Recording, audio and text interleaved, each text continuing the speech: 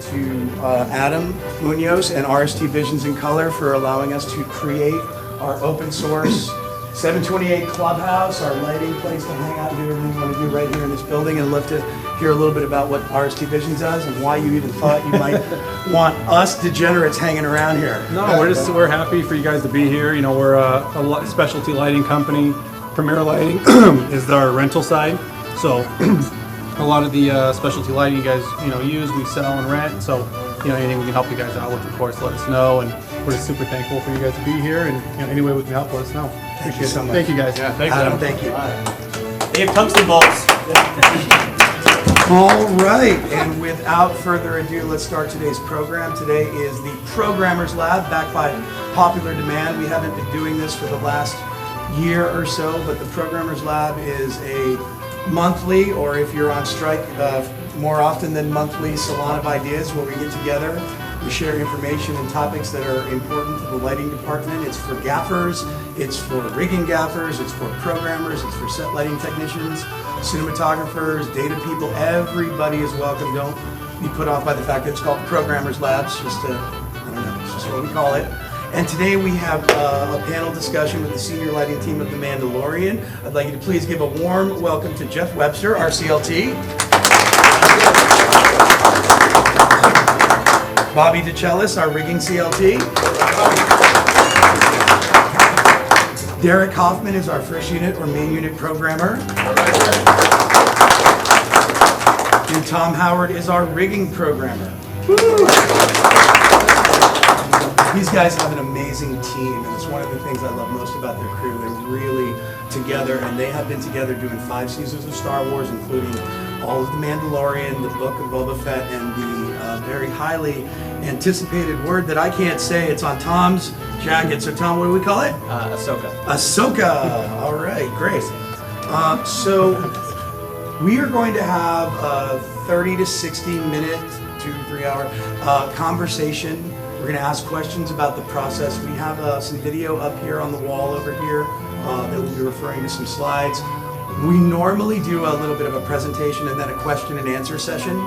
We're going to shake that up today, and we're going to say, at any time, if you have something that you would like to contribute, if you have a question about what we're talking about, raise your hand, and as soon as we get a moment, I will take your question, and I want you to think of this as like a conversation. This is very informal, a fun place for us to talk together, and I'm so glad you guys are here to do that. So without further ado, let's get started with Lighting Mandalorian. All right, so Jeff, I'm going to flip through some slides here, and would you like to talk a little bit about what we're looking at? Well, these first few slides are just kind of a warm-up. A few shots from Season 1 and Season 2, all shot in the volume. It's a little dark, but just to get a little warm-up here. I'm not sure. Let's just wait and take a look at them, and then we'll start talking about the actual volume, because there's a slide that has some specs. There's Dave Klein, one of our DPs, and Bud Scott, our key grip. Whoa, that's a serious piece of machinery right there. I think we're going to come back to that again. Yeah, we'll come back into it. This is there we go. All right, so I think obviously Mandalorian is known as the show that shoots on the volume, the big magic volume, the massive black magic tech. And I'd love you to talk a little bit about the volume, what it's been like having experience, and then break it down for us. And also, we would like to know, is that all you do? Is it only the volume, or is there other things here? So I'll leave the slide up describing it, and then I'll flip through. Nice. I mean, it's all there. So it's essentially just a horseshoe with a ceiling, a video wall. They're Rode 2.8 mil panels. We have a couple walls of 20 by 20 doors that are on that gantry system that you saw. So essentially, we can close off the entire space. That we have 8 removable ceiling panels where we do lighting from above, plus kind of a deck that goes around. We call it a mezzanine, where we light from the top of the walls, which we have a team of video wall engineers that essentially can pull those panels out for us. So whether it's a ceiling panel or a wall tile, we can do that on the day. Usually for the walls, ceiling, it's hard with sets in there because they usually have to get a lift in to pull the ceiling tiles out. So that's usually part of the pre-light, is we'll take those out. But on the day, we're usually just pulling the top of the ceiling, at the top of the wall, sorry. You want to go to the next slide? Yes, sir. So that's kind of a visual of, without the ceiling, just the walls and the mezzanine. You can see where we can light from. And then at the top of the wall, we have mocap cameras, which are obviously not ours, but that's part of the tracking system, which is used to kind of create the perspective for the camera. So that's tracking all the parallax and essentially the field of view of what the camera is seeing, so that in the virtual content, wherever the camera is in space, you're actually seeing direct perspective. You kind of defined it for me, but I was going to ask, can you define for me mocap, motion capture, and can you define parallax and talk a little bit about what that means? Because I think there's a lot of words that we throw around, and it's good to know. It's good to know that we're having the same definition. Yeah. Well, mocap is motion capture, but we use it mostly for motion tracking. So there's a tracker on the camera that essentially all these cameras around that perimeter are tracking that in space, so you can see exactly the tilt. Six axis of the camera. And that's transmitted back to the virtual environment so that it will put up a frustum onto the wall, which is essentially the field of view of the camera. And so in a 3D space, you're actually seeing a window into that environment, and then the parallax is stuff that's closer in 3D space is going to move quicker than stuff that's further away, which a backing can't do. But in this environment, if you're doing a dolly, anything like that, you're really seeing the correct motion in the back. There's been a lot of talk about Unreal Engine. I know this is an ILM-based system, but when we talk about parallax, as a very uneducated person in this, I'll say that my understanding is if you shoot against a plate, that plate or that 2D image was sort of designed for the camera to be in one place, and if you move, you'll get some distortion issues. And this system is what fixes that problem and allows you to choose on the day where you want to put the camera in relation to what's on the wall. Is that an accurate statement? Put the camera anywhere. Yeah. Yeah. Pretty so oftentimes, if you're filming a backing, you can just stick it in one spot. So for us, John Favreau, our showrunner, will honestly all the time be like, hey, we got to get more motion in there to show that it's real. Try to bring them into the environment and show that you couldn't do this on a backing. How do we make it more real? Show the parallax. Super cool. Next slide. Do it. Ooh, this looks like Tom Howard's work right here. Tom, could you tell us what's going on in this image right here? Yeah, so this is just an overhead of the ceiling tiles we have in the volume. So whenever I get some plans from our department and kind of lay out where the set's going to go, Jeff and I will talk about where he wants lights to be hung, and then we can kind of overlay our ceiling graphic and figure out which tiles we want to have pulled. So then we can hang chain motor down and hang truss or lights or whatever we need to do. So this is a nice, easy way. All the panels have a numbering system, and we can just request, hey, we want C17 out, or whatever we need for this. I think that a lot of people have an idea in their mind that your stage and your show is all volume, it's all tiles. I don't think that's accurate, right? I imagine you use a lot of traditional lighting effects, and you don't even shoot everything on the volume. Is that correct? Correct. Yeah, we do like 30 to 40% of the volume. The rest is on stage or on the back lots, but a lot of blue screen. I would say it's a majority blue screen. You can do a lot of practical sets. Yeah. Stuff like that. Bobby, when you look at this this picture, this drawing about tiles, how much are you involved with rigging the tiles in your group? I just have to, push the grips around. We're involved, but let's talk about it because, God forbid you get something wrong and they have to move a pipe or something, how that goes. Yeah. So I think I have Tom here, we get it right in the first try. But that's the biggest thing, the volume's the background. That's really what it is, it's a background. It's not really a lighting device. Sure, they light from it when they need to, but we're hanging lights in every set. There's no sets that go in there that don't need lighting. Everything that goes in there needs lighting. I think that's the biggest misconception people have, is that, it's the volume, it's ready to go. No, the most, and it's the most challenging work, because you see what we're up against, right? Only those red outline tiles actually pull, right? So those whole sections lower down, but what these tiles have is a module about this big. Each tile can have 4 of those, and those can be individually removed. And through those, we drop chain motors and ropes and such. So it's flexible, but it's also, it's another layer of complexity, and it's tough, Because, if you want to move something a foot, it's a whole re-rig every time. There's no just sliding it over, doing this, and doing that. So it's challenging in that sense. Sounds like planning is key. 100%. Does Tom help with that? Oh, we're a team. You know what I mean? It's like nothing happens without Tom. You know, everything's planned out as much because trust me, asking Grips to move a pipe for a third time is not going to go over well. You know what? We're off again.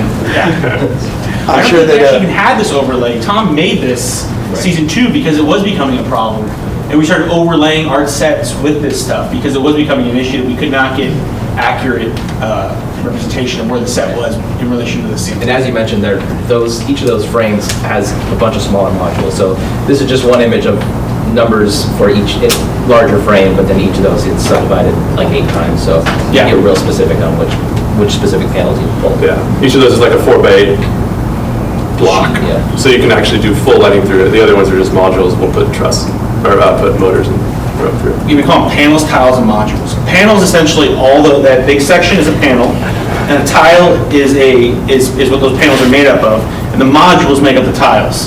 And so there's actually, one of those, there's pieces upon pieces that come apart. if I look at G4, is that 15 tiles are in that panel? And it makes it 60 modules. Wow. So the modules are actually very easy to pull, and the panels are easy to pull, but you cannot pull just an individual tile. That doesn't work because all interlocked. So it's sort of weird. You can pull the big pieces or the tiny pieces, but you can't pull the medium-sized. And that's honestly the hardest part of the volume. You're locked into this box. Every set that goes in there, you can't put a light, 150 feet away. You're dealing with a certain space, a certain fall off of the light. So oftentimes we'll be using mirrors and things to get a better throw. Because a lot of times the volume is built pretty close to the stage wall, so you can't get a light 150 feet away to shine through to the walls. We have to come up with some creative solutions to try to get a longer throw on some lights. Which we do have, and we have some photos. Yeah, Well, and not pictured here is there's a catwalk that goes over. We call it the gray beds. It's actually substantial. It goes Should I over go to the that wall. slide? Yeah, you can go forward a couple. And, I'm going to pass these and come back in just a moment. Well, and the get thing to the gray yeah, bag. because there it is. So the thing is that if Jeff wants to hang a pipe or something right under that catwalk, it really can't be done. And so he'll have to prep a lot of times before Art starts building a set. Go, hey, I need you to shift this set over like 2 feet because we have to light this walkway and it's right underneath the gray bed.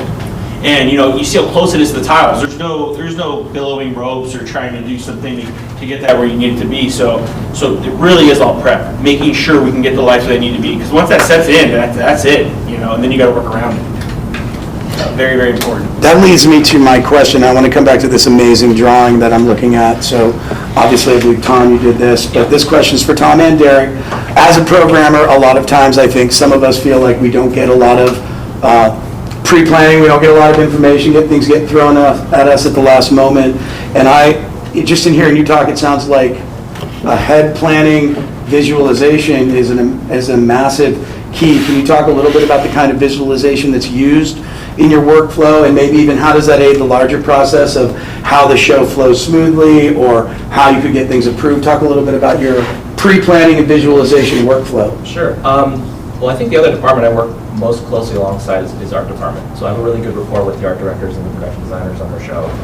So I'm constantly asking them questions about how they're going to build a set and what their goals are, and then that's when we can start talking about lighting, and then we have to come to some sort of compromise of how can we achieve that. So I'm often begging art for any kind of assets they can give me, whether it's 2D drawings or sometimes 3D models, and I'll try to incorporate that into our volume space so we can kind of get an idea of what's feasible. What program are they giving you 3D models in? It depends on who's ever the designer. Sometimes it's PDF, sometimes it's Rhino files, sometimes it's AutoCAD, and so I kind of have to somehow adopt or import. Get a little bogged down with that Rhino, I bet. A little bit. Yeah, there's a lot going on in those files. 2 gigabytes for one file. I'm like, Yeah. oh God, this is going to be.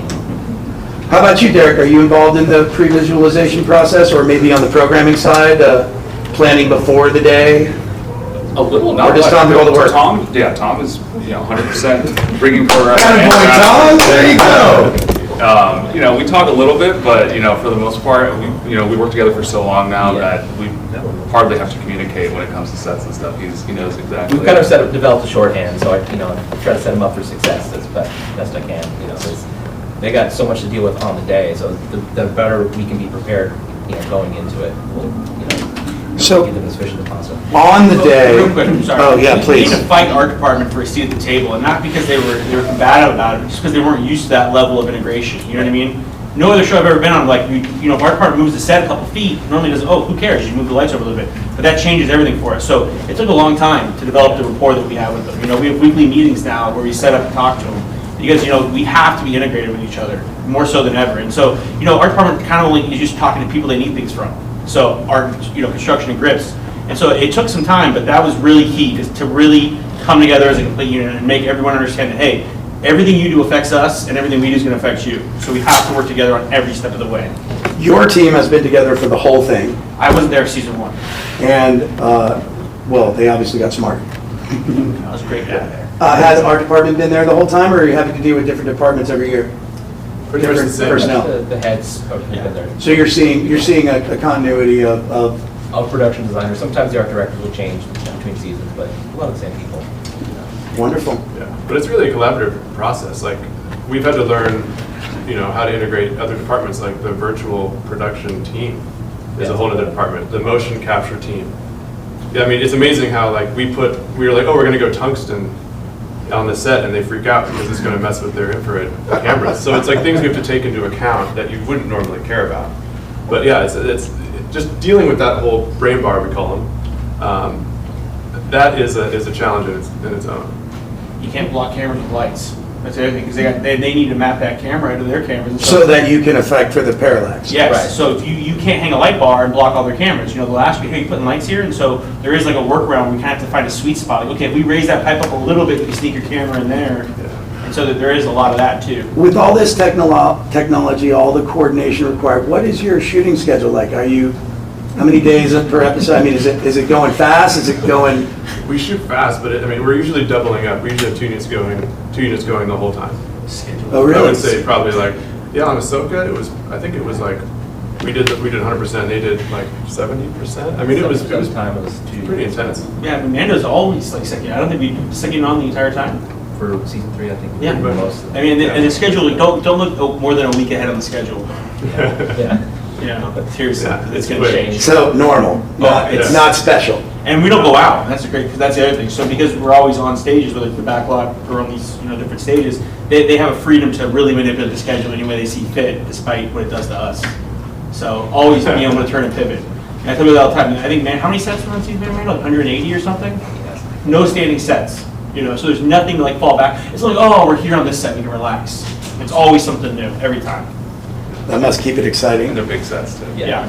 I want to go back a step and say we were talking about the level of pre-visualization, how much work it is beforehand to make these decisions. But you pointed out, Tom, that there's a lot to do on the day. What's a day like for you, Derek? I mean, how many universes, how complicated, what are they throwing at you? What's your workflow like? We do a lot of interactive lighting, I'd say. I'd say every day there's probably effects or some sort of remote triggers involved. Just the base look of every set alone in Star Wars has probably a couple hundred fixtures built into the set that all have blinking or subtle color changes. That's also something that Tom does 100% of that awesome programming to give those base looks. We're talking about like this cockpits and spaceships and a lot of Oh that yeah, stuff. like if there's a water pipe in Star Wars, it's going to have like a couple buttons flashing on it, you know. And that's just baked into the show file that Tom gives you. He's already recorded that as an effect or as a cue stack that's running. Yeah, so I'll walk into every set and we'll have like a base look set, which Jeff will pre-light the set with Tom usually. Okay. But we're moving so fast. Jeff's usually pre-lighting a set. Maybe he'll just step away from the main unit to walk over to that set. Oh, wow. A day or two before to give notes, and then if I'm lucky, I'll grab a tablet maybe on my lunch and just walk through a set just to familiarize. But a lot of times, the first time I see the set is when I'm rolling into it. I love how tight you guys are. I'm Like you see a lot of, I'm gonna cut you just a moment. You see a lot of, I promised Bobby I wasn't gonna talk too much and I lied. You see a lot of crews with a bifurcation between rigging and first unit, whether that, you know, I mean, I don't want to cast a negative aspersion there, but we see that a lot. You guys are so tight. You're pre-lighting with the rigging programmer while the main unit programmer is kind of covering you on the set, and Bobby's, I don't know what Bobby's doing at that time. Well, we're in group chats together. We've had a Slack open for probably 3 or 4 years now, 3 or 4 seasons, and we use that to communicate anything and everything, from new products, links to magazine articles, or just the set we're actually working on. We do a multi-stage, a multi-user show file, so Tom and I will be working on the same set at the same time often. We're going to come back and talk about multi-user show files and get into, we're going to dive deep into that. But I just want to say, you guys, the way you stick together is the way it should be, and it's a really great example. I thank you for that. Solidarity. Yeah, put it in, bump it up. Bob, you were saying? So, every Star Wars every film knows the button panels on doors. They have, most button panels have, what, 20 LEDs probably, something like that? Tom, so the original, whenever we're doing anything, everything's always referenced back to the original trilogy. It is the Bible for Star Wars, right? Everything should always reference back to that. Tom was able to bring up the old Star Wars, look at the button panels, timing and kind of how they work, and he programs those button panels seamlessly to the point where I don't think he's ever gotten a single note from anybody higher up to change anything about his programming of the button panels, as far as the blink cadence and how it works. If anything, you're going to ask Tom. He nailed it so much. Yeah. I mean, it's, and that's the little thing. Next time you're watching, just watch all those little blinks. Those are all coordinated by him. They just happen magically. Wow. Yeah. All right, so in that vein, Tom and Derek, how do you guys share show files? Talk a little bit about, dig deep into the programming side of how you're dealing with multi-user show files and existing across multiple stages. You're obviously MA, we're looking at the MA3 Yes. with your show file on it right there. We're MA3 running MA2, so we're mode 2. I think we have 3 MA3 lights and probably 5 or 6 command wings spread across the units and rigs. So Tom's obviously, the rigging programmer is always in session, I'm in session, then we have a second unit that's pretty much, like we said, on the majority of the shoot. And because all of our stages are linked together, we don't usually go on location. The only time we do leave is a back lot that's a mile down the road. So, And we have, what, 6 stages? Yeah. We all network together? So with the exception of the backlot, all 6 stages are networked together. We have a stack of MPUs on one of our stages that we do all central processing there. And so any of the console programmers can log in with a console or a remote on any stages. We also have like the same Wi-Fi network across all of our stages. Did you run the backbone of your network, or was that put in by the IT department at the stages? We did. So the first season, we were using a VLAN. We're at MBS Media Campus. And that worked out okay, but every once in a while, if they needed to, they need to go down for system updates and stuff, it would affect us. So after that, we ended up running, essentially we have fiber blown through. It's kind of a long story, but we have our own dedicated fiber that connects a few stages that we need, and then we run our own network to the rest. And so 100% relying on our own hardware and glass, and no outages since then. Yeah. The only thing we don't have connected is our backlot. And our backlot, we tend to do the type of work where it's not that important to be synced, so it's not usually an issue. What else? Let's think about it. I mean, there's always that consideration when you're going into programming a show. Is a lot of people like to have separate show files for each stage, and there are some definite benefits to that. And I think when I joined you guys, that was the first time I had worked in one session for the entire lot effectively. Yes. And it honestly, it scared me coming out of the gate. If you hit one wrong button, you can black out the entire studio lot. Which I've done. Or turn on every light. Or turn on every light. Which Yeah. could blow some Exactly. transformers. So you have to be very mindful of what you're doing, very cognizant of your workflow. And especially anyone who's worked in MA, like coming out of the patch, there's a bit of a pause as the system updates. So we have to find out ways. We've kind of created some creative ways of finding out, when are they rolling? Especially when you have 2 units running. I can always see, they're rolling on stage 24 and stage 25 over here. So I'm gonna take a moment, wait until they're cut, and then I can update the patch or something like that. That sounds like walking without a wire. Question from the front row. Hey, Yeah, obviously that was a conscious decision to network everything together into a single show file. Yeah. Like, what do you see as the benefits? Because again, I've only ever worked where. So, I mean, stage the 7 benefits is, it's actually really nice. He works on some effect, and suddenly that effect is now available everywhere, or a color palette, or, we're constantly, what was that color we used on this set over on that stage over there the other day? And it's there, it's available to you at all times. And because of the speed in which our show works, like honestly, if we were a feature or a show that just had a more spread out schedule, I would totally separate everything. But because the fast pace and we're actually pre-lighting maybe a set that we're moving into later that day, it just helps, honestly, just the speed and the organization. It's one less step of having to make sure we save any new recent presets or basically anything or effects that I like and try to merge it into the new show file. It's just there immediately. We also have Bolero intercom systems wired up between all the stages. So I can actually talk in real time with the other the other unit's gaffer or programmer, or Jeff when he's on other stages can talk to me or the other programmers. So sometimes we'll actually share the load, like if one person's busy or one person's in the bathroom or anything like that. You know, the ability to control any light from any stage from either a tablet or a console. Jeff also has a console. The second unit gaffer has a console at his cart. So the ability for anyone to be able to do anything has been very useful to us. We can turn on a light so fast, and honestly, our DPs will walk off set a lot of times to look at another set, Like, and then hey, the can you bring DP this will up? come ask me, Yeah. you know, hey, can you flip this on stage 13? And, you know, boom, 1 second later, that's on. So it's for moments like those that I do it. It's not, you know, there's a lot of great reasons to separate your show files and you know, protect yourself. But I will say the amount of times it's bit us in the butt, it's like less than 5 times over 5 seasons. So. Tell us about one of those. Tell us about a nightmare or a bad experience, and tell us why that still wasn't enough to say that this isn't the best way to do it. I'd say like the worst, unless I'm forgetting something, the worst thing that happened is Jeff's like, why'd that light turn off? And then I go, hey. And then it's back on. So it turns out Again, you're like, oh no. We have a question for the amount of that. extra work per day we would have to do if we separated it, you know, even per day, we'd probably add half hour to an hour worth of work. Well, it sounds a lot like something that Jeff was telling me before when we were chatting about John Favreau, who was saying, take some risks, try something that works and it'll be better. Because it sounds like you found an amazing workflow. Yeah, and there's Worlds, which is a great way to protect yourself with that. It's built into the user interface, but we just, again, it's one extra step. We tried to adopt it, and that actually slowed us down a little bit. So we realized not using it would make us even faster. Ashley Bills, you have a question? That was kind of, it's a nice segue. So are there any safety nets? Because everyone can touch everything, that's awesome, but it's also, I mean, I've double tapped the color preset and suddenly everything's, I don't know, pink for Yes. some reason.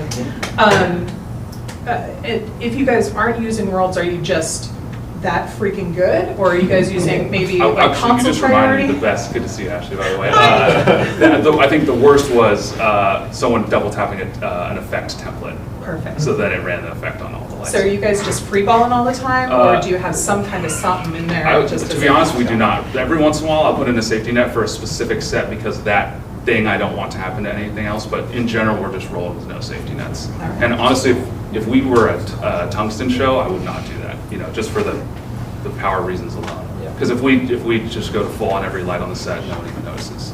But except maybe wincing a little. But you know, they're not like the 4-augh's not hopping off the ground. Yeah. Well, no, it's the show's always under the gun too, so they're oftentimes finishing a set and then moving this portion of that set to another stage because space is such a hot commodity. Sets are always coming in and being taken out. So literally a set can be shot on stage one day and then a small portion of it the next day. And they can just pull up whatever they were doing, boom, it's ready to go. And you don't even know which unit's going to be on there because they might swap units or change directors or all these things are happening. And so I think, yeah, just giving Derek having that flexibility is like, boom, ready to go. Trying to merge all that and just what I'm sure. And there's so few issues, honestly. Like I don't, as a gaffer, I don't see, every once in a while, yeah, something will change, but it's rare, so rare. And I appreciate it because it's, I walk into the next set, I want to be able to take a tablet and turn it on myself. So a question related to your networking and doing all that. Do you guys use wireless, and if so, do you interface with those other teams to pick a channel and to everyone sucks everything in so you should play nicely, or is it still a little bit of a turf war?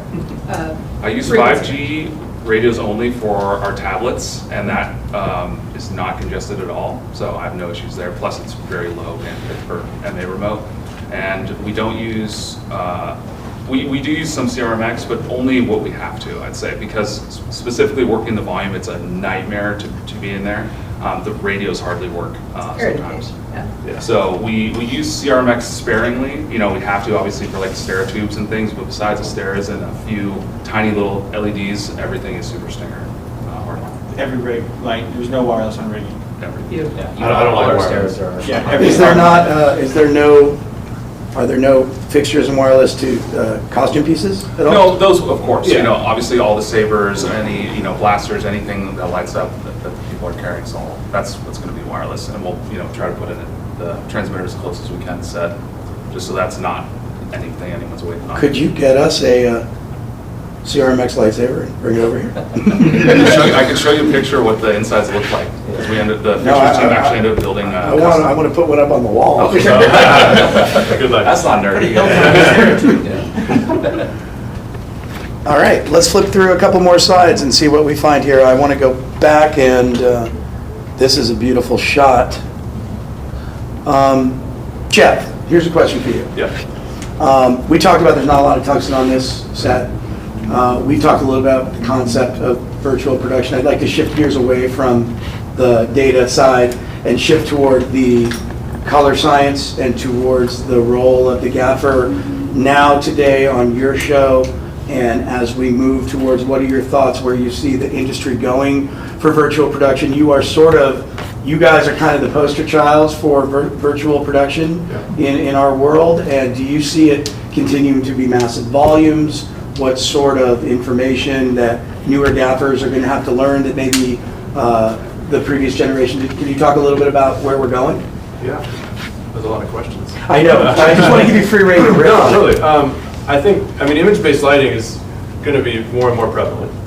Whether it's in a volume with parallax and everything, that's debatable. I mean, I think there's certain sets where a volume is the perfect tool. I don't think it's the silver bullet everyone's making it out to be. I think there's a lot of downfalls. You can obviously see the limitations that are currently in place in a volume, like for lighting and at the moment, color. I mean, we're getting better. Row now has some RGBW panels, which will help with color rendition, because that's kind of the one of the issues with video wall at the moment is just the narrow wavelengths of light that come out from RGB. I think once we go RGBW, color won't be as much of an issue, but I think that the future might not even be a full volume unless you're needing it for reflections. Like lighting with a high res wall is not necessary in my mind, because we were talking earlier, like it's averaging out the color anyways. So, you know, maybe for like an ambience, it's nice to create with, you know, different colors and that. But I think for lighting a face, you're still going to want, you know, 20 bys and 12 bys and lighting with the best color possible. And I've talked to some people where they're like, oh, why does it have to be a video wall at all? What if we just did a vortex volume? And then they just bring in a blue screen or a small video panel behind them for tight shots. Because, you know, a lot of times they're going to roto the wide shot anyways, because that depth doesn't make sense. It still doesn't look right oftentimes. Even in our show, a lot of the wide shots would be rotoed. So I think there's a lot of options. I think volumes, maybe there's always like at MBS or at Warner Brothers, maybe there's just going to be a stage dedicated to volume. So a production can shoot all their other stages normally, like we do on our stages, and then they're like, oh, we have one set that needs it, boom, hop over on the volume there. But I don't think like an ad hoc, throw a volume up and shoot it for this show. I don't think that doesn't make sense. It's too expensive. There's usually not enough prep time, because that's another thing that people don't take into account. Like I was just helping on a movie where they were shooting all location, and then the last week they're shooting in a volume. And they didn't have any time to prep the content. They were just going to roll in and shoot it, and that's awful, because usually the virtual art department will produce the content and just pass it over to the virtual production team. They'll put it on the wall, and you'll show up and be like, this is awful. Like none of the lighting makes sense. We can't actually light that way in the physical volume. So in my mind, I think creating that workflow of shooting location, having plenty of prep time, that could work. Or on our show, our entire show is based off of prep and building the content ahead of time. Yeah. So I think, as you were saying, like only 30-40% of our sets are in the volume. So whenever we're shooting on other stages, they're there every day prepping for the next set that's going in. So it's a constant workflow between Brain Bar and Just talk about pre-lighting, virtual pre-lighting. Yeah, and like we get the content early. Like right now for the next season of Mando, which would be like end of the year, there's already some pre-pro happening with the content. So like it's months in advance they're working on it, and most shows can't afford months of content creation ahead of time. So usually they're just like, oh, we'll deal with it later. We have to do it all in front. And so like Dirk's saying, we do have VR scouts. In the Unreal content, they'll have some loads built. We'll put the goggles on, and we can actually move around in the content. I can say, oh, we should put a light there. We can put a light there. They can overlay the volume inside of Unreal. And so we can actually say, oh, we can get a light here. We can pull that panel and do things like that. So that to me is the cool part that you can do. You get way ahead of time, like, yeah, Vectorworks is great, but it's not as good as at Previs as Unreal is, which is the next thing that I would want to talk about is like Unreal Engine is so powerful, and I think we as 728ers should start learning that now, because Unreal is the future of I mean, so many things, but I think in our world, Previs, you know, top quality photometrics, just realistic content. I think that we can do that all ahead of time, and we can show production, hey, this is what it can look like. Yeah. You got to gap the content, right? If you look at the content, there's a light source on that ship, but there's nothing in the content. You're like, well, where's that coming from? You know, so they have to add that and change those things. And Jeff might need to add light sources so he can use that to light the set with it. You know, so he has to integrate his lighting plan into the digital plan, and the digital lighting has to make sense because they will build these environments sometimes, and there's a light coming up from a chasm, and they're like, well, why is there's no light down there? That's a chasm. And oh yeah, so there needs to be, you know, he's like a digital gap for as much as he is a physical one. Yeah, and that's going to be more and more prevalent. So I feel like the more that we get ahead of it and get in with art department early, so then they're not the ones taking over lighting and prep. We can be doing it. Say, hey, I need another month of prep just to deal with the virtual content. And then we could build in vortexes into the virtual content. We can start patching fixtures ahead of time so that when they drop the content into the volume, we already have the patch built. We already have the presets put in. And then they can have that handshake going with Unreal, and now we're controlling virtual lights and physical lights, and they match. Did you say that you have a handshake with Unreal where you're able to control sections of the virtual lights? Yes. Talk a little bit about that. So I've heard that be a there's challenge to do. Yeah, there's two ways, so it can go both directions. So Unreal can, in this specific case, let's talk about so virtual production and using Unreal, you can actually assign the virtual lights DMX parameters, you know, so for intensity and color and whatnot, and then patch that in your lighting console and then send Unreal, you know, streaming ACN in the case of our show. And so we can control lights in real time, you know, on the volume. There are limitations because when you're rendering, you know, that amount of pixels, you're up against a frame rate. So there's only so many virtual lighting sources that can be rendered because, you know, there's doing ray tracing off all these light sources. So it's not like you can have 50 lights on set, you know, at this stage with current technology. But, you know, ahead of time when Jeff's scouting, if he determines that there is a certain light, you know, on the set that we would like to control in real time, then he can talk to the team about that and they can see if it's realistic, you know, because they're up against other things. If it's a really complicated set with a lot of geometries, then it's not going to fly. But if it's a simpler set, it's usually possible. We also have light cards, which are separate from the virtual sets. They're actual just cards that Jeff can position on the plane of the wall, as it were. And so those light cards can also be controlled and moved around with the console as well. I think I can show you a card on here if you'd like to. I just have to flip through and get to it through a few different slides, and then we'll come back to it. And you're saying that's custom from the brain bar building that for you? You know, Unreal has native DMX controls built in, so I'm fairly certain that any stage with Unreal, any virtual production stage with Unreal would have that ability.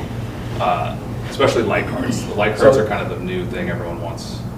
Yeah, so this is a tablet on MA. It's an MA tablet that, you know, I'm just controlling a light card that's on the content right now. So there's... And that can be controlled whether or not the rendering has been baked. Yes. Exactly. However, when you are dealing with, if there were a fixture on that battleship there, it would have to be excluded from the render, or I don't understand exactly what we're talking about, but a lot of conversations have been, well, we can't control that because it has to get baked into the render, or else we'd have to re-render the whole thing and we'd have to wait an hour for the next shot. Yeah, this Can you is talk a little bit about not that? baking it. Okay. I mean, you can add on if there's, I'm messing up the explanation, but you bake as much as you can, and then you can tell Unreal that you need to, in real time, be rendering the light coming from this light source. Which is why you Or can use only number have of a light few sources. The more sources. you do, and the more Mhm. bounces that you allow per that light source, it's going to slow down the processor, and we have to be at 24 frames a second. If we drop lower, then it's a no-go. Yeah. So, and honestly, our interactive lighting, I think, is on kind of the lower priorities. You know, it's like we would love to get it, but obviously we want to make sure that we're selling the whole effect on camera, because if it glitches for one frame, then we have to redo the whole shot. Yeah. Whereas light cards are just overlaid on top of everything else beyond that. So this doesn't interact with any of the content on there. It's literally just Yeah. a white. We could have 20 light cards if we wanted. Right. Yeah. They're not heavy Question processors. from, let's take Hans in the front row. Hans I hear a Lau. lot of little gaffers, they're very excited about the light cards until they use them. So how useful do you actually find them in your production? How often do you use that tool? I would say we use them quite a bit just because they're super fast, and if you're looking for a soft light and you don't have much space because you're obviously limited by space, I think they're a great tool. Obviously, it's one quality. You're dealing with just I don't know, 100-degree spread, and it's going to be soft no matter what. So, oftentimes we'll do just a little reflective like backlight, like just a little rim light right on the top of frame. You see it Yeah, there. you see just a skinny boy up there. So we do a lot of that stuff. I try to use those as little as possible just because of the color. The color sucks. So we'll oftentimes bring in a frame with a 360 or vortex or something like that. But Got it. I really like them. I think they're a good tool, but reflections too. Yeah. Oh, that's true. Yeah, for Mando, he's obviously a chrome ball. So we have a couple ways of doing it. We could make a sticker where they can take a part of the content in the background, and we can make that a card. And so if there's like a sconce in the background, we could take a snapshot of that, make that a card, and I can move that wherever. So you're seeing real reflections. In his Oh, helmet. that's cool. So not just the light source, but a reflection of the fixture itself. Exactly. Yeah, and we were talking before, if you look at the genesis of maybe saying gravity being one of the first seminal use of volumetric, and then Mandalorian being, here we are in today, and you look at the dome, the helmet, in Gravity it was the space helmet, and in Mando it's obviously the chrome ball. So talk a little bit about reflection and how that works with your workflow and how that affects how you're lighting using volume and why it works. Oh man, yeah, it can be hard because that's why the volume came to be. It was because of his helmet. It was the perfect use case because you can get perfect reflections. If anything, they're just painting out a couple, maybe an open hole in the ceiling. But to me, it can be hard because we have like certain skin tones with Mando, and you can't just put a massive frame in because you're going to see this big white blob on his helmet. So it can be a little difficult, which is why we use light cards a lot. We'll use those real geometry cards. But that is a deal, and they do have to do some painting on his helmet if it gets to that point. If we're on a blue screen stage, there's going to be a big softbox over him at a certain point. You can't deny that. So that's why they try to put Mando in the volume for as many scenes as possible, and they'll or in a real set, and then they'll do other characters in other sets. When you talk about painting and you talk about virtual post, how much are you involved as the gaffer, seeing what they're doing or notating like, oh, well, this you might need to roto, or is it just you're aware of it? Is there any workflow between you and post? I mean, there is some, not a ton. I mean, we work with the on-set VFX suit pretty closely with lighting and matching and things like that. Obviously, blue screens, we're dealing with them a lot. But in post, I'm not dealing with them very much. No. Yeah, it's kind of just, I hope it looks good later. Your cinematographer goes though, I assume. Yeah. Okay. A question about light cards. Yes. As the technology gets better and those light engines for Unreal get faster, do you see light cards being replaced by virtual fixtures where you can kind of blow out the rendering in a specific spot, or do you see light cards becoming kind of like a virtual floppy that we're going to use perpetually? I think light cards will always exist, and we can do color corrections on geometry already to like blow it out. I don't know fixtures for that type of. I would just have to put a real fixture in there at a certain point. And could you see that becoming a jurisdictional debate between video playback, lights, and gapping, and grip? No. Okay. I mean, obviously, some people will not be pleased with it, but I feel like if it's used as a lighting source, I think it should be us. I think if it's on camera, yeah, they can beef about it and say it's a playback issue. But I think if we're just dealing with reflections and all that, I think that should stay in our jurisdiction. Yes, sir. You briefly talked about streaming SICM like events from the console controlling in Unreal light fixtures and DMX values in the scene. Are you guys doing that the opposite way, where you have sequences, explosions, or lighting events in the scene, and how are you streaming that and merging that with your console on the outbound side? Yeah, we can actually talk about, I think it's coming up in one of these slides, or it's actually in the. There's a video later on. Yeah, but yeah, so we Which did one? the same thing where, It's the flying. they're Oh, setting. I got the flying. Hold on, I'm coming to it. Oh, yeah, that's right. And, We're gonna talk about this later. Yeah. What was- So the way that, so this is a good example of them sending us a signal to control our lights. That way it plays nicely with the volume. This is a process rig we did so we could get hard light from the sun on Mando. And then in another clip, you can see the actual camera angle. But, so what I did a few seasons ago is I basically am sending the Brain Bar one universe and they're sending me one universe. And then depending on the set, we just talk about what kind of data we want. And in this case, because I don't even know how to describe it, because this whole virtual world and the path of the N1 flying through here is all exist in 3D space. And so I actually talked to the animator who animated this sequence, and he actually had the yaw of the ship, or the roll of the ship, sorry, on as a parameter that you can view, like 0 to 360 degree roll. So I had him output the roll of the ship on a DMX channel. And then I used that to drive Layer and Mbox, the media server we're using, that moved a piece of white, content, and that's what you see being pixel mapped on the. Yeah, so on that lower left-hand corner, you can see the MA screen. So you have that rectangular line of pixels from vortexes, and so that hotspot is being driven by the bank angle of the ship. And so that allows the sun and the content to match with the hotspot of the vortexes. So as the ship spins around, the sun is always lined up properly with the content. I think that's a question we get a lot. It's like, how much are you pixel mapping? Are you just pixel mapping everything? And we're like, well, not really, because pixel mapping that sun would be practically impossible with how much they're turning and trying to map that sun angle. So we kind of limited it to one axis. Yes, exactly. And I had to compromise with that. Yeah. And we also had, I think on a channel, he gave me whether the sun was obscured or not, because there's a few times where the sun gets covered by the canyon wall. So that's also on a DMX channel. But that would be the conversation. I would say, hey, for this load coming up, when this happens, can you send me a value on this channel? I think we've had a few cases like that where there were explosions or stuff. And so, hey, when this explosion hits, just give me this value. And then whether we use it or not is up to us. And you can have that trigger a macro or whatever you want from there. Exactly. Yeah. Anything of it. We also take video in from them on occasion. This was, not going to work for us, like Jeff said, but we did one on the last season where we had like an opening caving in, closing up, and so I just had them send me a frame that kind of had that image on it, and then we use that to pixel map some of our lights so that they can interact. So, a few different ways that we can get information from them to react. a lot of quivers in your tool belt there. That's cool. That's really Yeah. cool, this video right It's the here. opposite. Yeah, that one worked really well. We were very pleased with that.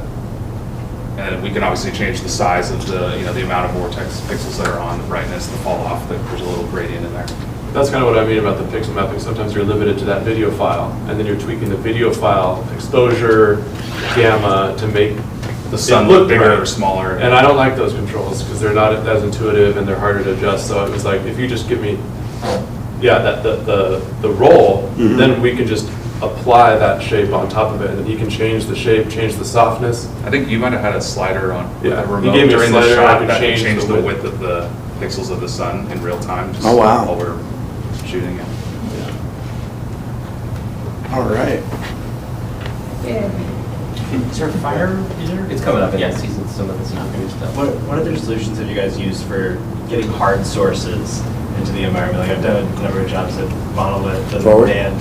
We Oh, always, yeah, have, yeah. we always have trouble figuring out, like, we used the R15, we tried to figure out some of these LED tools, but we brought in a 9K. Yep. We're seeing the heat rise, get the panels all warm. Keep going, almost there. I would say we use a ton of 18Ks. Keep going. Oh, really? Yeah. Yes. And you just have to, I saw them. We use a lot of mirrors, so like There this you go. stuff. Yeah. Like that. That's how. So we usually, we have these gray beds up top, so Bobby and his team will get up there, they'll rig those things, Grips will put the mirrors in, and we'll just do a lot of either from the ceiling or even from the walls. And you just can't beat an 18K Fresnel in my mind, for the Yeah. clean shadow. And it's not full color, Right. like you can't tweak the color like that, but you need that hard light in there to sell it. If it's just all soft light, it starts feeling fake. right. So we do it all the time, whether it's a gobo or just to get just a sun streak in the volume. Well, I would say almost every exterior set we try to do that. And it wasn't a problem with that amount of heat being so close to the panels, or how? I mean, every once in a while, I mean, there was a couple of their like distro boxes that would, the processors in there that would get a little toasty, but most of the time it's fine because we're going into mirrors, and the mirrors really reduce a lot of the infrared path. They kind of block a lot of that extra infrared.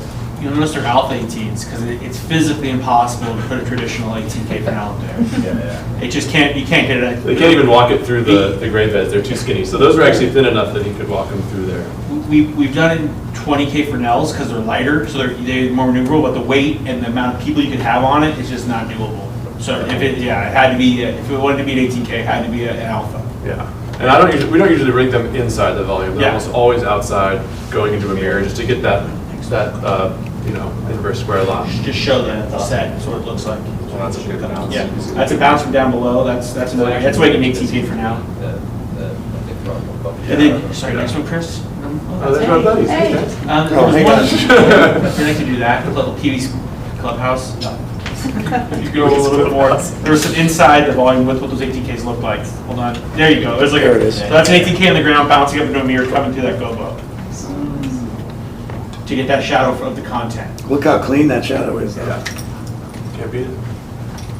That was an art department made Jeff a custom gobo of what the render had in the window of the render, and then we got the 18K as far away as possible with mirrors. Obviously, the content there is not that Yeah. window. That window is actually supposed to be in the ceiling, but Yeah. we couldn't do it in the ceiling because of the space. So we had to do it from the wall and fake it. And there's another Make it one work. with the other mirrors coming up. Yeah, you see the mirrors of you have the content, we have those vents, and you see the mirrors and then the hard light coming down. Yeah, so you can see those are some stickers, essentially light cards of the ceiling slats that had in the content, and I could move those around so that you'd see that reflected in his helmet. And then we also had the 18Ks going through gobos that looked like those. So it's kind of just like mixing all this to create like a little recipe where you don't really know what you're seeing, whether it's a hole in the ceiling or is it a So card. the image that I'm looking at, I see a hole of tiles, and then next to it I see a digital image of the slats, but on the floor, that's actually light that's coming in through the hole in the tile. Yeah. So you're matching the real thing to the digital thing. Yeah, That's like all we cool. do. That's very digital cool. environment, that's the whole point, right? To make that digital environment look real. That's where you need the light, hard light especially. That's how you make it look real.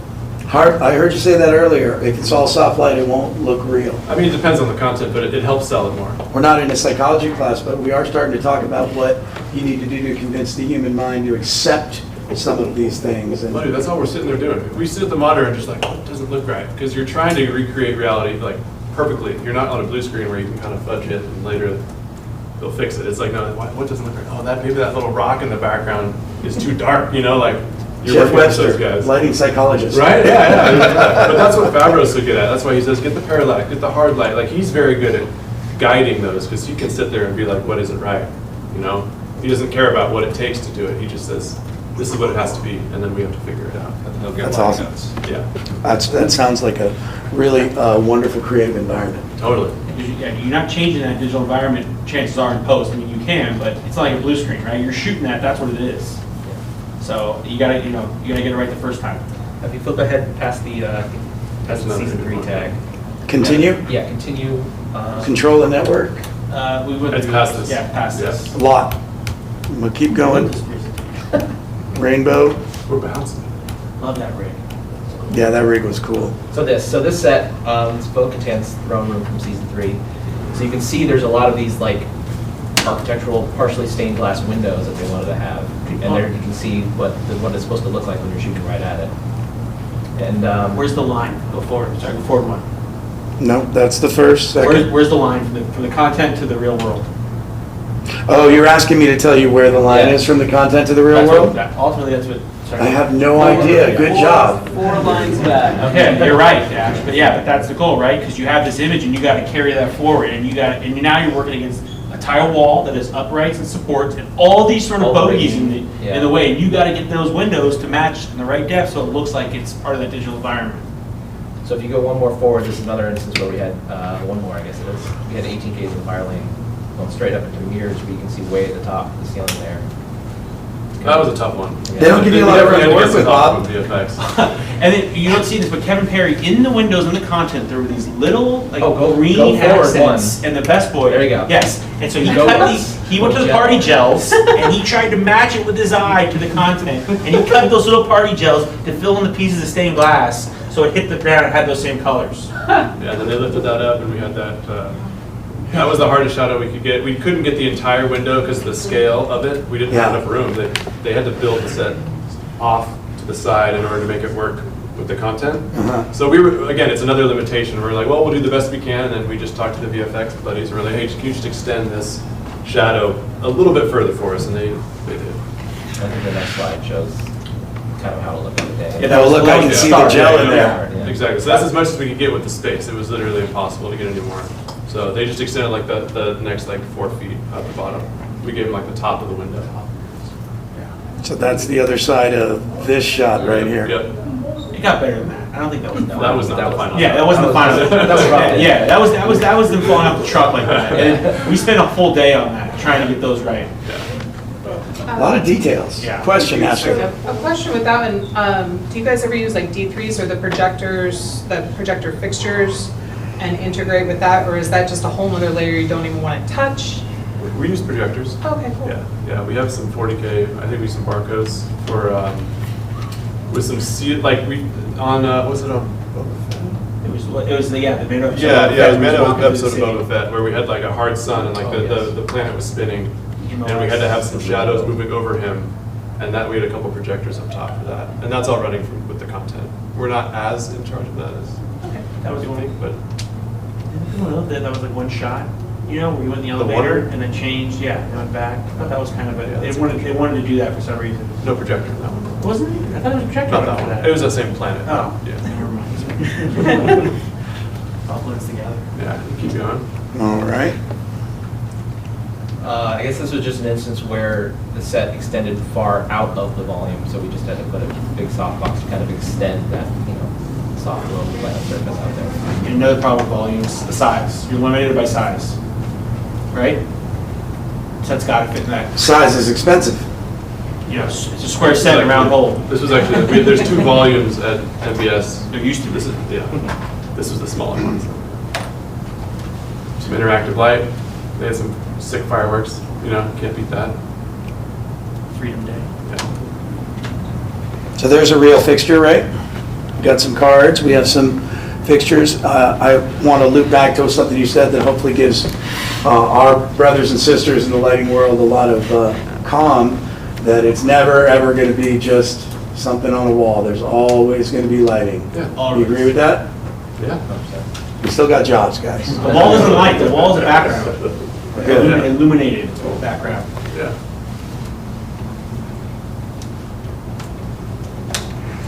Can you guys talk about some of the terminology you guys created for the light bars? Like I know you used that sticker. On some of the jobs we called cigars, or we made kind of like a long rounded shape. And Yeah. what kind of terminology have you That's all discovered? stupid. Well, there's no standards, so you guys are kind of coming up with it. Yeah. Right. I know. We call everything a Johnny. I don't know. Yeah. But because I'm usually controlling it, so I don't usually talk to anybody. Oh, I'll just gotcha. like roll. We have an iPad Surface that controls either Unreal or Stagecraft Helios, and I just do it all myself.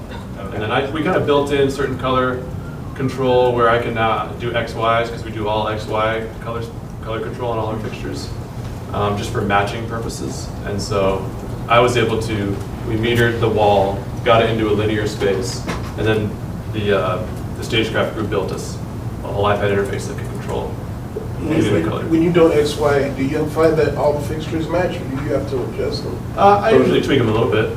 And it depends if you're going through diffusion, you're going to have to tweak it anyways. But you get as close as you can. Some fixtures are better than others.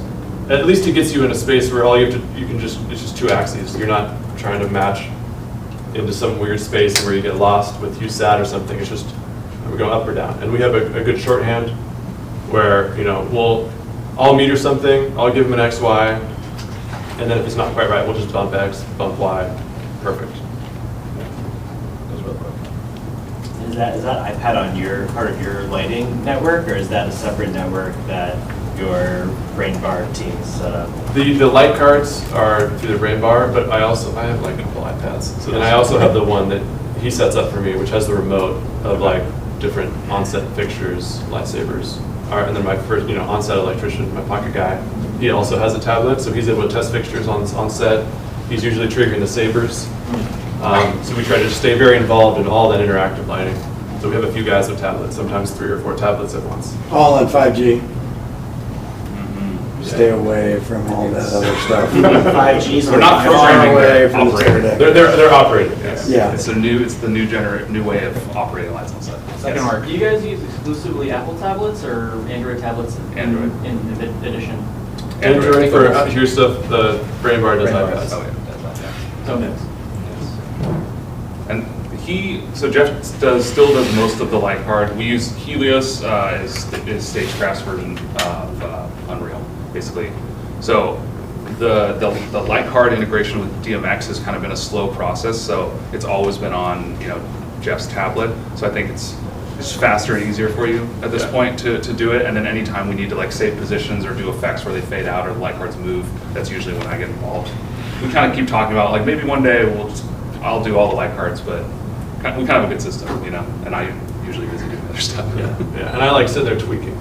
I don't like to keep hitting him up. It's like I can completely imagine Derek saying, "Here, just take this thing." There's 2 consoles. Just take it. Yeah, maybe that. No, that. I don't know when else I've ever seen that setup. I remember when I rolled in on season 2, and I was like, why does he have 2 consoles? What's the purpose of that? If you want to really do it, but yeah, I like pretty cool system. You can say it's for backup, but really it's just if I'm working on just peripheral things that aren't necessarily the actual set, I like to have a second programmer open. So because calls come in last minute, you guys know, just hey, up 10 on that, and so it's unfortunate I have to exit out of writing a macro or out of deep into the setup menu or patching or something. So That actually makes perfect sense to me. yeah, I mean, Really smart. I've I never never thought to paid for do it. that. I always have a second console because it's just so much faster to just have a whole second. So like a light and a wing next to it or something like that? So your light would be your show day console, or is your wing? Or media, if I'm doing media, then Yeah. that's all doing media. Because I just hate that you're just 3 keystrokes away from finishing Yeah. what you're doing. Okay, bring that up. Oh God, now I got to do that. Like, Yeah. brilliant, man. Yeah, there's a little bit. Never thought of that. Super smart. That's good. Yeah. That's awesome. All I right. want to bring this up because this was a cave scene where some campfires going on in it. So, we still do a lot of LED stuff, but if you go to the next frame, sometimes old tricks are the best tricks. So, What are those? Those are nooks. This is a nook light. It's made of a thing called tungsten. It's hilarious. Yeah. And long tails on them. Really Look at long. Bobby's Like 40-foot face. tails on them. Bobby is serious about this. but it was a combination because that set, this is another thing you can talk about controlling the campfire stuff because campfire is not only illuminating the practical set, but then illuminating the content in the digital world. So where in this photo, where off screen is that device? Just to the left. So So what camera you're left, seeing. out of frame. We've got a bunch of nooks that we've made into Bobby's birthday cake. Yeah. And it's right off there, and you're running a little effect on that? Yes, we're running Flickr, and this was a case where we actually were sending DMX to Unreal, and then Unreal they actually built virtual Nook lights. in the same You spot. control tungsten with Unreal? Well, it's the reverse. Wow. I was controlling the tungsten, and I was sending what I was sending Oh. Nooks to Unreal, so You that mean the virtual that- Nooks would give the shadows of the Mandalorians on the virtual wall So accurately. this little monstrosity was actually driving what that piece of fire did. Yeah, the virtual fire. That fire was real. That's the real fire. Oh, that's actual physical nooks, fire. The nooks are just off to the side of that, off screen. But the real fire, obviously, is casting shadow onto a video wall, which is behind them. So we needed the virtual shadows to match the real shadows. I feel like I'm in the Matrix right now. So we have the real fire, the Nook fire, and the virtual fire. Like the incident light hitting the cave wall behind them. No, that's awesome. Yeah. So then that flicker matched the rate of whatever we were sending, which matched the real fire. It was just you're bringing everything together. Well, and the through line of this is we can't really manual 3 different things and hope it's gonna sync up. It's So too you have to slow. find a way to share control so that one thing that can be manualed or written in effect can drive the other things. We're getting that lane assist, basically, in our car. Yeah. Okay, well, thank God for AI. Where are we going next, Tom or Bobby? Let's see, this was on the surface of Mandalore. There was this big skiff, this big kind of ship that glides along the surface. So I think you wanted some kind of moving source. I think source. Bam. We wanted to be able to move it. It wasn't moving live. Bam. It's Rolls always right got out. GoPro. Everything with volume, you're limited by height. You know, it's only about 23 feet. And Oh, really? It sets up on the wall. Yeah, so it sets up. Oh, because you have a cap. Well, Yeah. it's also my understanding, which I didn't realize, it's the freestandiness of the tiles themselves. The tiles are limited, when they're floor supported, there's a limit how high you can stack them. Because essentially they don't like more weight than that. So I think that's about, until you have to support them in a different way. And if you support it from the ceiling, that would limit everything else. Yeah. So they're floor supported. So basically everything's got to be as thin and as narrow as possible, you know, to get it as high as possible. What's rigged in that right there? That is vortex. Vortex. Artisanals, as I call them. And that's like, I think Charlie Gillerman provided that sweet extrusion with the rollers. That thing's pretty It's like cool. contrast. I also think It's where like a the, contrast. It's pretty cool. what I think's kind of cool is if you look up on the top camera right of this photo, the little holes in the virtual ceiling for the Those are chain motors to come modules. through, like, you know, is that about 1 tile then? That's a module. That's a module. That's a quarter of a tile. Yeah. And they can pop those out from the Yeah. top and just send it down with the rope. So it's Yeah. really easy to pull those out in the day. Usually- So usually that's you like can 6 find inches by 6 inches roughly or something like Let's say that? 4 by 4. Yeah, but at least this is just for our ceiling. Like if they're using a 5 mil, like a CV5 panel, you can't do that. Right. It's only the BP2s and those types of panels. Not specifically those. And that's Real Black certain, Pearl, Certain right? ones have the big panels. They're like 2 by 4. You can't do. And those are the Real Black Pearl, These 2.8? are- Yeah. Yeah, I think they're all. Pretty cool. What's next? Ooh, look it, got the iPad. Yeah. Okay. Yep. White siders too. What's virtual in this and what's not? Everything Yeah. except the table and The table and the floor. some of the plants are Some of the real. plants are real. Obviously. You mean not all the plants are real? Really? You put a real plant next to a digital plant and it Well, they try to do works? that as much as possible. Just to, the more real stuff you put in there, the better. And we push the limit definitely. I think on a lot of shows, just make it the furthest back layer and put as much crap in the front of it as possible. But yeah, obviously, and the iPhone photos don't obviously look right. You're not getting that depth. You're not getting. Well, that the makes color. perfect sense. The Depth is parallax what- doesn't look right. Right. So it's obviously going to look fake. But So the more layers of depth you can create, the more that last layer of virtual depth, which needs to go away quite far. Obviously, we see some structures a mile in the background out that window that are clearly virtual. And they're getting better at defocusing and getting that depth of field to look right, because that's another hard thing. It's a fake depth of Well, field. the depth of field on the video wall would have to match the depth of field on the camera, but in a way as if the camera were shooting something a mile away instead of, and there sounds like some math there. There's a lot of math, and like Unreal's getting better at live depth of field, but you're still not. The specular stuff doesn't look right. Like a shiny thing isn't going to flare the same way because it's just some diodes. So there's limitations, but they're it's getting better. There's one over there. Hey Jeff, are you guys single camera or like ghost framing, multi-camera setups? Or? We're 2 camera, but usually either they're sharing a frustum or they're 90 degrees shooting 2 frustums separately. And it's always the image, right? You guys not doing the green screen flicker? No, that's too distracting at the moment. Yeah, I just can't flash that fast. The actors would be like seeing some shifting. But Let's go forward, same set. It's how to match the lighting. The poor painters. I always feel bad for that's them. They put the content up and they gotta match the content. They're always in their painting. It's those poor people. I feel so bad for them. I never thought about that. Oh, and then if we change the lighting?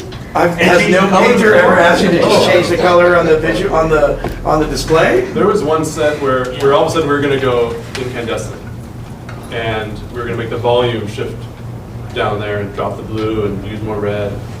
The painters were like, "Oh, this changes everything." So they'd already painted it, and they had to go and redo everything to match. But I think I'm sure they wanted to buy you a drink that night. Yeah, I think I could. I think you should. Yeah. I think yeah. Attaboy, Bob. No, it's they do painters. I mean, lighting and painters. I always feel like we should work together more and more. It's something like I feel it's gone apart at some point, but it's like they come back together because lighting and paint, man, it's we affect each other. Yeah, they do a great job. Section Uncut 3, beneath Mandalore. That doesn't look virtual. So those trusses too will fit in those holes. That's the idea. Once again, height-wise, you can't. When the set goes in, you're probably not getting a ladder in there, and you're definitely not getting a scissor lift in there. We get a ladder in, but you're not getting a ladder in as high as you want to go. So basically, things have to be able to be dropped out to adjust. So in a scenario like this, I mean, obviously you wouldn't take the whole roof out because it's there and it's a big deal. Yeah. But you're also obviously not shooting up onto that roof if all of those fixtures are hanging there. So the purpose of the roof being virtual in this is to provide reflection and ambient lighting or ambient experience? Yeah, and the ceiling is the least important. Okay.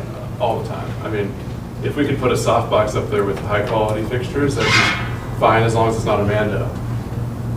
Oh, not a chrome ball. because once the ball comes in now, the camera's seeing the reflection of what's, so again, you're back to this 360 volume has a lot to do with this 360 piece of costume that is creating a need for it. Yeah, and that was the whole reason for it. So it's kind of funny that everyone's copying this exact version because this was made for a guy with a chrome head. And none of them have a chrome head on their head. Yeah. Well, Trip out. But yeah, and obviously this was more of a they're probably going up. We didn't keep them down low.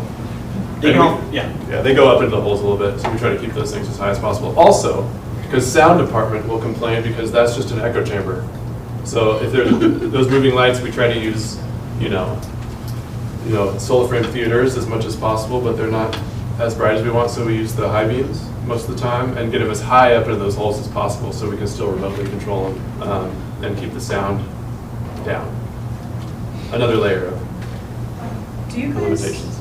Do you guys ever use positional data to move fixtures, like your hot dog on your truss that you had a couple slides ago?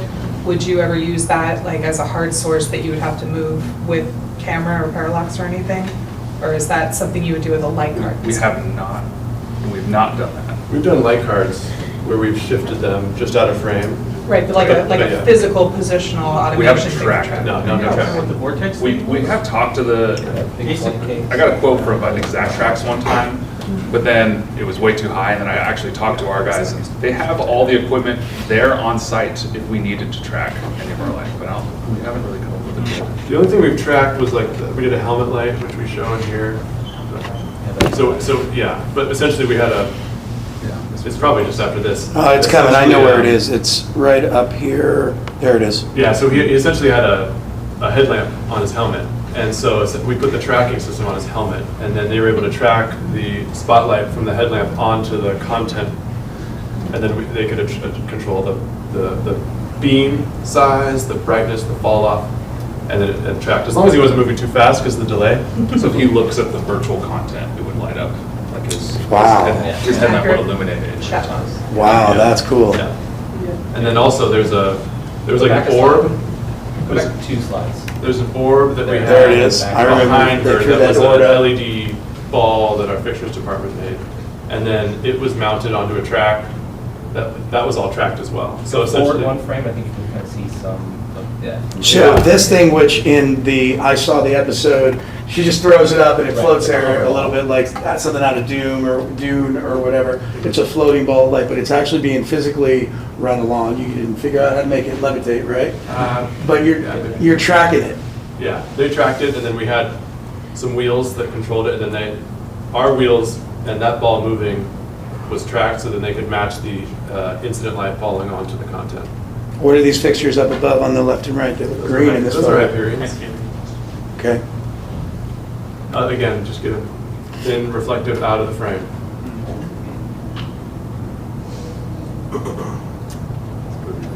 Oh, I don't know if we have a video of this. Well, I think we're at the end of the slideshow. With stuff like that, with the volume being so dark, your lights shining towards the background of the volume, how'd you guys deal with lighting up to the volume with your practical lights? I mean, we just try to avoid it as much as possible. I mean, in that situation, I think we actually brightened everything up and threw like 10.6 in the camera, which helps a little bit with blacks. But that's another thing, lighting control, not this style, but like light control, grids and everything, we do a lot of that. And the grips are a huge help because any light spill makes that look fake. If those blacks lift anything from 0, you're like, why is it so flat? Oh, and then you walk over and you're like, oh yeah, there's 10 lights sitting in. So yeah, it's definitely, that's a big deal. It's just controlling the spill. That orb was actually built with all pixel so that we would turn off. The first attempt was to try to track the position of the ball with rotational position so that it would automatically just turn off the hemisphere that was facing the closest wall. Yeah. But that didn't work that well. They were like pretty bogged down. They're like, how bad do you need this? so then we ended up just putting it on a handle so we could just visually look. Because at one point the orb was mounted to a Fisher boom. What are they called? Boom pole. Yeah, it was like with that big boom mic. You're talking about like the traditional boom mics that we use in multi-camera. Yeah, so we had like the Fisher boom. Yeah, we had like 3 728 guys operating that, riding a dolly, maneuvering the. I don't know if the sound guys are gonna like hearing that. Yeah, that was cool. Definitely being able to turn off the sections helped with that just spilling straight back because that was being illuminated by the virtual light, so you could have that off pretty much. All right, I think we're getting a little close to the end of our time. We're going to open it up for more, a little more community sharing, but I do have a couple of ideas that I want to finish with. There's stuff we've talked a little bit about, but I just want you to dive a little deeper into them. When we started talking before the session, Jeff, I was very excited about color space. I was very excited about how our gaffers in the future are going to deal with this. And I actually heard from you now, the thing I'm excited about is all this data that they're dealing with. I'd like to reference one of Bob's quotes, and I kind of have it here. Bobby wrote an article for Protocol, and indulge me. I was blacked out when I wrote it. I now have this was a few years ago. I now have 16 years in the union, and I've been fortunate enough to continue to work on larger productions. As I worked my way up the blue-collar ladder, I became a rigging gaffer in my own right, and I was able even to hire my dad, a rigging gaffer with decades of experience under his belt, as he approached retirement. This is Michael DeChellis, who was a legend in his own time, too. I have spent the last few years working on LED volumes. The most recent show is The Mandalorian. We definitely don't use megawatt generators or have rivers of 4-aught, but we have sets with over 20 universes of single-channel blinking LEDs. While keeping power clean and distributing it appropriately has been and still is part of the job description, and this is a sentence that I always tell people about, when my dad did it, getting the power was right and you were going to be okay. My number one focus is the distribution of data across multiple sets, stages, and location. Can you talk a little bit about that, Bob? Well, Derek alluded to, it's we have a centralized server that's, that can be super far away. And so you have multiple people that all need to access that server to send out lighting data. And so if you don't have an efficient way to get the data, I think we had that problem when we were on that far stage and we had ran out of managed switches and we kept timing out. MAA has some sort of timeout. I don't know what that is because they won't tell you anything. But it has to be a certain amount of time between the console and the server. And so making sure that we could understand how the data was flowing and where it was flowing was key. And honestly, it's, you can get away with an unmanaged network on a single stage all you want. You could run probably 200, 300 universes, no problem. The issue for us is that we're on one show file over long, big geographic areas. I mean, we're on one side of MBS and the other. And to get all that stuff to talk to itself in real time without timing out was the problem. And so I don't know where I was going exactly, but data is important. Oh, that's it. Power is still important. Power is something that people I think forget about. It's so easy now. But yeah, data is the name of the game, right? It's got to be there. It's got to be available. I couldn't imagine telling Jeff I can't have a light there because we don't have data for it. I want to say that a drive in having these presentations is how can we affect and give back to the next generation that's coming up. And I talk to a lot of folks who come through open source. They want training. They want to know what should I do next with my career. And I will say, if you want to make your name and you want to grow, learn data. Data is the rocket ship in 728 and all of the other associated crafts that do lighting across North America or all over the world. Data is where it's at. Obviously, we need to get to the art of it, and it's incredibly important, but the complexity of our technology these days doesn't work without these massive data rigs, and you guys, you do it really well, and I certainly respect that. What I tell you earlier, we don't multitask, we multicast. I have a question. When you talk about your managed network, my understanding between managed and unmanaged switches, how do you have it set up so you can go in and say, okay, we need to troubleshoot, figure out, do you have points where you can like log in at a separate point at this stage or this stage and check your whole network? Or do you have to go back to the server? I mean, yeah, we're running. We've been running Luminex switches for a couple seasons now for our managed backbone. So we have a couple that are kind of permanently installed on each stage, and then from there it flows down to a kind of a regular unmanaged network on the floor. So all the nodes down there are kind of unmanaged, and that's fine. But we always have an eye on the backbone, and we can log in at any point on any stage and see if something's out of whack, and we know where to go to fix it. Yeah, that's the best tool about the managed network, is that Aranio is the Luminex version. Every managed switch has a version of it, but it shows you the network. Tom built a really super cool, with like it shows you all the devices plugged in. I mean, we got a call from Second Unit one night and said, hey, the network went down, and Tom and me looked at the log, and we could see they plugged in the gaffer's card from 2 different distros and looked at the network. But having that kind of, I mean, so the backlog we used to run unmanaged, and we had a nightmare scenario when the sun was going down where someone had looped the network and I couldn't find the loop. And I was pulling my hair out, it's Exhibit A. So we fixed it, blah, blah, blah. But then we went to a managed network, and it was like, oh, just troubleshooting. I mean, that was the best part about it. We go to the computer, open a radio, oh, look, there's a loop right there. Or, oh, this is a problem, or that's a problem. I mean, that's honestly the best tool about it, is that you have network diagnostics to look at what's happening, you know what I mean? As opposed to like, I don't know. Otherwise, you just guess and check. You just walk in everything and hoping you're seeing what's out of place. Bobby, what's your preferred equipment and, at every stage of the distribution?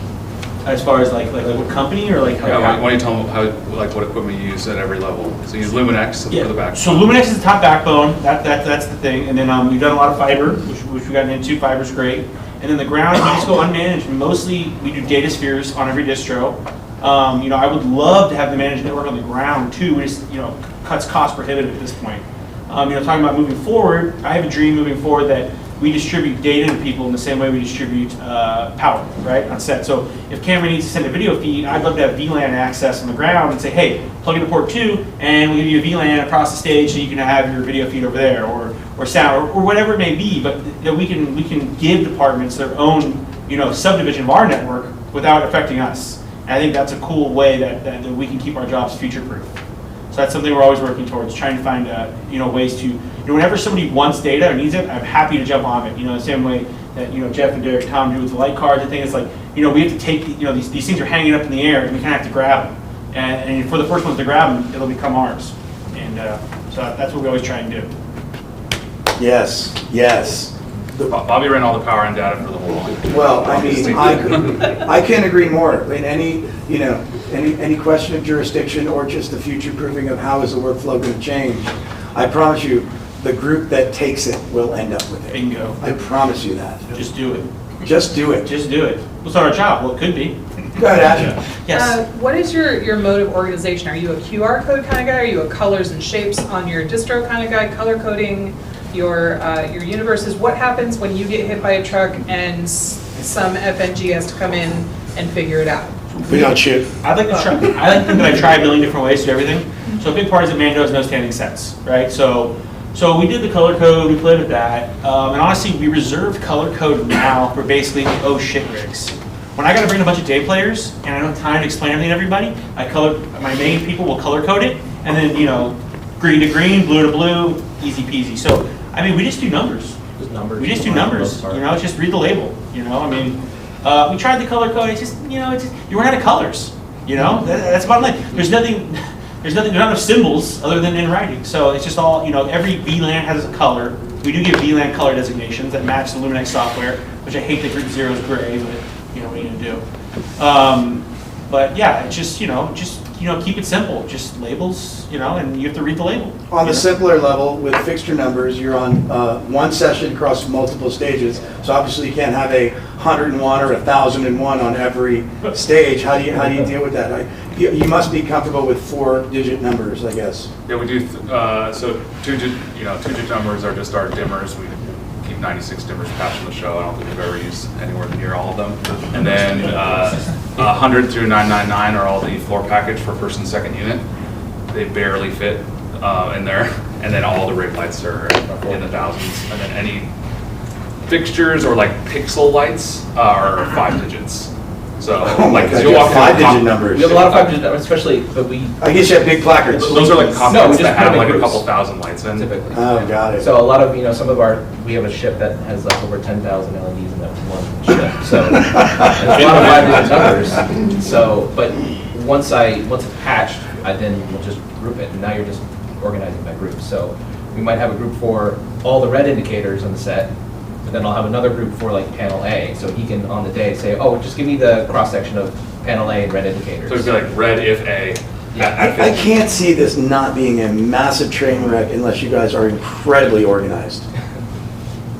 Go Tom. Yeah, Tom is the best, honestly. Go Tom. Yeah. I mean, his position on this show is just so much more important than any. All right, of all 4 of you, someone's got to get hit by a bus. Who doesn't get hit by the bus? That's tough. Tom. Tom cannot get hit by a bus. We're all replaceable. I just admit now, they gave me a different rigging program. It was phenomenal, but it wasn't Tom, and I got Tom in there as soon as I could because we're like a team. Like I can't imagine even working with anybody else.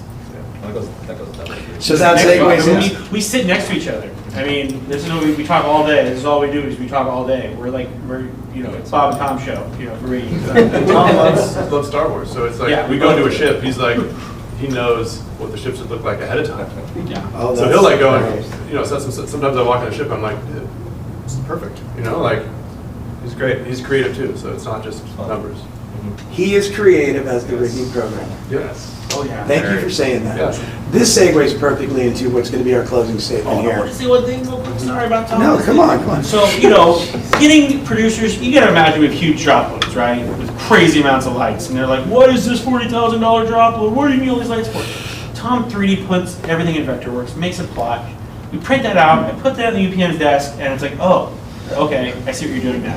I mean, seeing is believing. I think I say in that article. And it's like, when they can see it, and Tom makes it so obvious to them, I mean, just building with Tom, they're getting all done ahead of time, all that stuff, but that's what's getting it approved, is that they're not just seeing a list of lights, they're seeing what the lights are doing. Oh, there's a window there. Oh, there's a panel there. Okay, I understand why you need all these lights, I have this big fight with them all the time about, I call it the pit pyramid, where I go, our department already started the pyramid.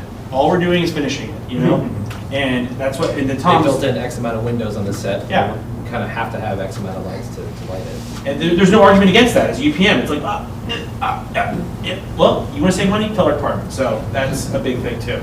Attaboy. Tom gets our lights orders approved. Very nice job. So that segues to the final thought that I want to leave us with, which is, I know all you guys for a long time, and I know some of you really well. I am so impressed with the unity, with the teamwork, we are all in one effort to serve the show, and we're all part of an artistic process, whether we are being technical or being artistic, and there's no bifurcation in department, there's no rigging, there's no first unit, there's no ego at all. It's one team, and I say, the purpose of this is to help everybody else who's doing this. And I see a corrosive attitude sometimes about, that's their problem, rigging boned us, or, oh, heck with first unit, they don't care about us. And there's none of that here. And if you guys are the example, if you're the model of how we're supposed to be, this is what I think is the most important thing that you're doing. Bobby, talk to me as we close about group effort, about philosophy of work, and about everybody should be on the same team. I also just want to touch on going beyond our own department, and I think Bobby's amazing at this, at working together with other departments. He's always there, ready to help out other departments. Not like, oh no, I don't need to worry about that. He's always willing to give 110% to any department who needs anything. And so it extends to the whole team as we're all trying to make the same project here. We're all trying to help each other out. Close us out with the love, Mr. DeChellis. I mean, I learned from my dad in Planette when he's here. I'll tell you, when I used to work for Jim, if anyone's struggling, I always help them. We're all a team. I like everyone I work with. I really do. And we're all a team trying to get the job done. And I don't understand when people are like, oh, it's not my problem, or this is my problem. I used to carpool with my dad, and one time, we were sitting there, and they were lighting, and we'd been rigging for 12 hours. I'm like, why aren't we going home yet? This is first unit stuff. And I was like, and I paraphrased, but it was something like, I don't want to do this. And he was like, if the gaffer wants you to collect cat shit, because the record runs like cat shit, you're gonna go pick it up. It's like, we're here to light the set. We're not here to rig. We're here to get the job made. That is what our job is. Yeah, you're a rigging person, but you are here to facilitate first unit, whatever that may be, in any way, shape, or form. And it's just that is your job, you know. And a lot of people lose sight of that. And I don't understand it, you know. I'm not here to run cable. I'm here to get the set lit.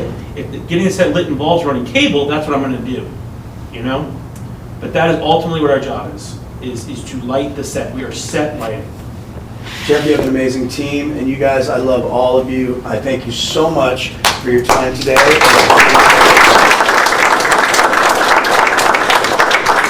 I'll close with saying thank you to our audience and all the folks who are watching this on our YouTube channel at Lightscape. Thank you for joining us. We are going to follow this up on July 10th with another lab. We're going to call this one the Gaffer's Lab, and it's going to feature Jim Planette and Eric West. We're going to talk about using technology to create an artistic vision. So we have to deal with technology, but we always have to remember, like Bob told us, at the end of the day, we're here to create a look and further an artistic process. So Mr. Planette will be joining us for that on July 10th.